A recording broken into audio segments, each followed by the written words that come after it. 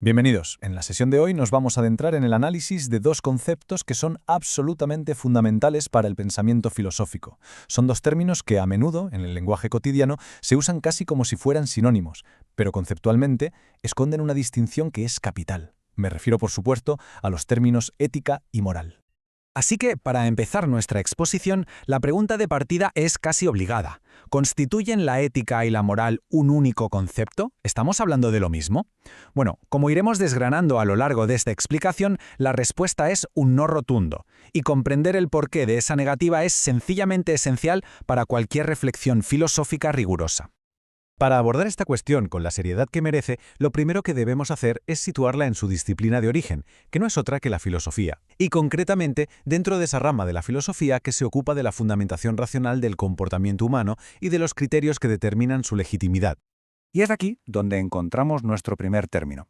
En un sentido estricto, y fíjense que lo escribimos con mayúscula, la ética se define como la disciplina filosófica que se consagra precisamente a este estudio. Su tarea, su objeto, es investigar los principios que determinan si nuestras acciones son correctas, si son justas, si son legítimas. Constituye, por lo tanto, el gran andamiaje teórico sobre el que se asienta toda reflexión acerca de la acción humana. Muy bien, con este marco ya establecido, vamos a proceder a analizar el primero de los dos conceptos que nos ocupan, la moral.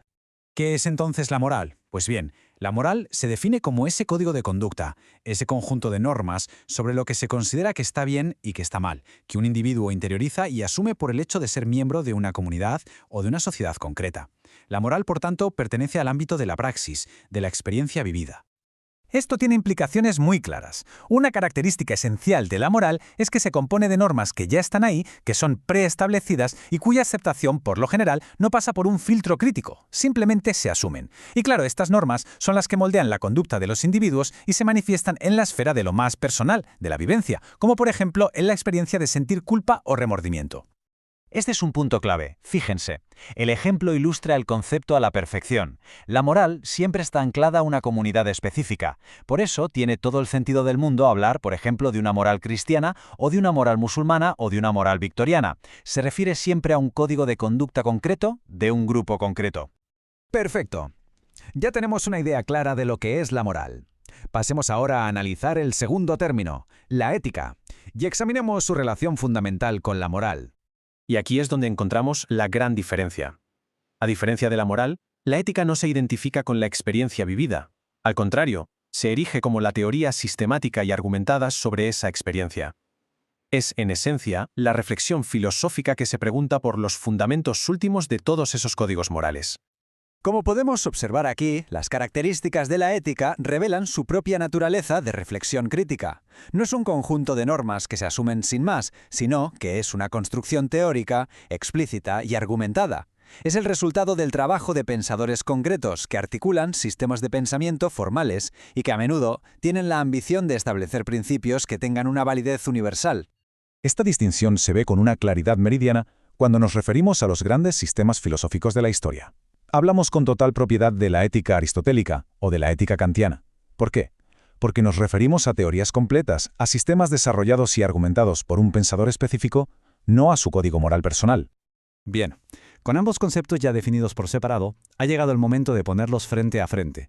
Vamos a confrontarlos directamente para que esta distinción fundamental quede absolutamente clara. Esta tabla sintetiza la distinción de una forma, creo, ineludible. Por un lado, la moral es la esfera de la vivencia personal y comunitaria, la aceptación acrítica de un conjunto de normas. La moral responde a la pregunta sobre qué se debe hacer.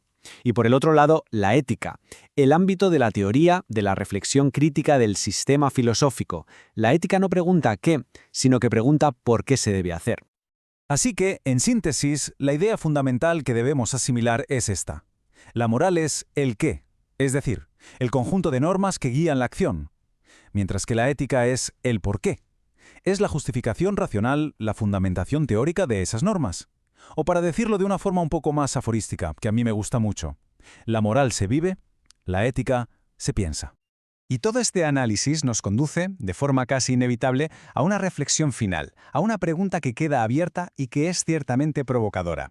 ¿Qué ocurre cuando las conclusiones éticas, críticas y reflexionadas de un individuo entran en conflicto directo con la moral establecida y aceptada por su sociedad? En esa tensión, en ese conflicto, reside quizá el auténtico motor del progreso moral de la humanidad.